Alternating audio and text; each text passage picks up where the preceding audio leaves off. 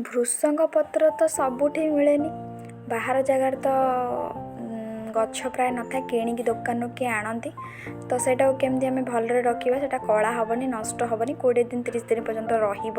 ତ ଏମିତି ଗୋଟେ ପେପର୍ ନେଇଯିବା, ସେଥିରେ ପତ୍ରକୁ ଟିକେ ଭଲରେ ଝାଡ଼ିଦେବା, ତାକୁ ଭଲସେ ର୍ୟାପ୍ କରିଦେବା ପେପର୍ଟାକୁ। ଏଇ ଦେଖନ୍ତୁ ମୁଁ କର୍ଣ୍ଣର ଗୁଡ଼ାକ ମୋଡ଼ି ଦେଇଛି, ମାନେ ତାକୁ ଗୋଟେ ଭଲ ପ୍ୟାକେଟ୍ ଟାଇପ୍ର ମୁଁ ପୁରା କରିଦେଇଛି। ଭିତରେ ମୁଁ ପତ୍ର ଗୁଡ଼ା ରଖିଦେଇଛି, ମାନେ ସେ ଯେଉଁ ଖଣ୍ଡି ଖଣ୍ଡି ଯେଉଁ ଡାଳ ଭାଙ୍ଗିକି ଆଣିଥିଲି ତାକୁ ରଖିଦେଇଛି। ଗୋଟେ ଜରି ନେଇଛି, ଆପଣ ଚାହିଁଲେ ଡବାରେ ବି ଭରି ପାରିବେ ପେପର୍ ସହ।